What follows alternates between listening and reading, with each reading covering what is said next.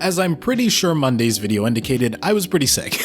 I was too sick to make a video, but hey, we're back in full swing. Let's get to it, and we're drawing today. Yeah, that's what we're doing. It's Wednesday, we're drawing today. Last week, I ended up showing you guys my process behind drawing Leonardo. Today, I'm showing you my process of how I go about drawing Donatello. If you don't realize by now, I have decided to draw the turtles in order of their roll call in majority of the theme songs, so it will be Leonardo, Donatello, Raphael, and Michelangelo. Then from there, we can springboard off into any characters, not even just TMNT, whatever character you might need help drawing or something that I've never drawn before to make it a challenge for me. The comment section will always be open for your suggestions and ideas, so make sure you leave a comment down below of things you want to see me draw in the future. But like I said, today it's all about the boy Donnie. Let's get right into it. Let's waste no time whatsoever. So something that I made very apparent in my last video when I was explaining how I draw Leonardo, something that you will see very prevalent, this just in my art style, it's baked in there now after years of doing it, but it is thick outlines. Yes, that's something that I really wanted to highlight. It's very,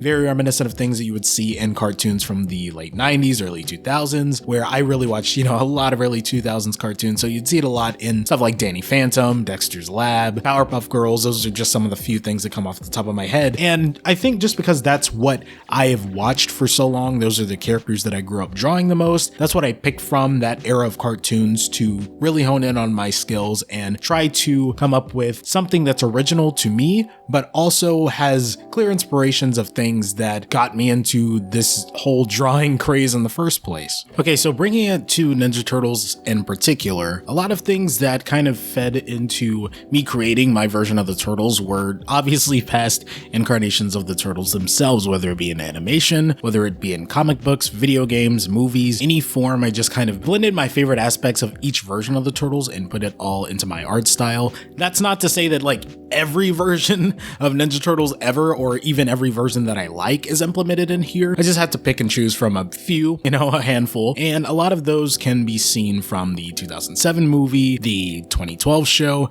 and the 2003 show mostly, I think, is what influenced my Turtles. I mentioned it in the Leonardo video as well, but I had many different renditions of how I go about drawing these turtles. They had plenty of belts and buckles on their outfits at one point. They had a lot of wraps, bandages, stuff like that. Think kind of like along the lines of the Sonic Boom redesigns, just to implement that into the Turtles, where they had like these black boots and gloves, and hopefully one day in the future, if you want to see what the designs originally looked like, I can do that. I don't know, I think some of you are gonna like the design so much that you'll think it's a bummer that I'm moving forward with the current designs, but it's a sacrifice that has to be made for the sake of animation, because when animating, as I said before, I've said all of this before in the last video, but you want to make sure that your character designs are clean and simple enough, but still striking and bold enough to be iconic, have a nice silhouette, but also have the simplicity of being able to draw those characters over and over again, as it's a tedious process to have to draw every single aspect and element of a character by going through different frames and making them move. So if you have a character that has like 20 necklaces on and 18 watches, 80,000 belts, of course making an exaggerated number of these accessories and stuff like that, but if you have so many of those things, it'll be super difficult to draw every single one of those knickknacks every time you want to go and add a new frame into your animation. One character in particular, it's kind of a side tangent here, Spider-Man. Oh my gosh.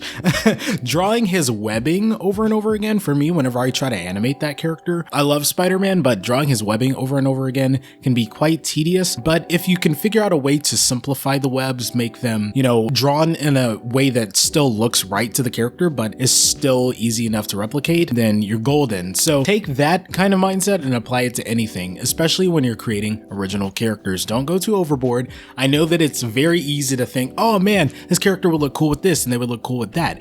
And if you want to have those characters have those certain things, it's fine, If you want to add, all these crazy knickknacks and stuff, that's fine for something like a comic book or promotional art or a what if universe. So if you want to draw a character in this certain outfit with all these knickknacks, it's totally fine. But specifically for animation, that's the reason that my characters look so simple for the TMNT. And it's a theme that you will see moving forward with all of the different versions of the characters that you will see come out within this video series. Oh, one thing I wanted to add, I don't know if any of you guys have noticed, but Donatello Donatello has a slightly larger head than the rest of his brothers, and that's intentional. It's because he's the brains of the bunch. So I was like, well, he's gonna need a little more room for his, brains. So I decided to make his head more egg-shaped a little bit, just to kind of reflect that as a visual, I don't know if that's clever or stupid, but I like it, so I went with it.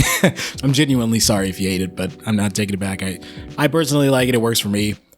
So there's that. But yeah, that's a lot of the reason that went into there. Hopefully I can dive into the why behind certain choices that I made with each turtle moving forward when we get to Raph next week and Mikey the following week and whatever character you want to see after that. But yeah, this is fun, man. Like I can draw these characters pretty quickly now. It's gotten to the point where I've got the designs down to a point where I can just draw them like that. Like at the snap of a finger. I don't even have to worry about it. I could just do it, sketch it out on paper with a pen if I wanted to. And it's very nice to be able to get comfortable with your characters to do that, to be comfortable enough with them to be able to do that at any place, especially if the character designs are simple enough to remember and draw within a short amount of time. That's not to say to rush through your projects or anything like that, but it always benefits me, I guess, when I get to a place of stability where I don't have to worry about making sure that everything is pitch perfect and I'm, crying over getting this one section of the character right. So I'll just sit with one character that I designed, do it over and over and over again until I feel comfortable enough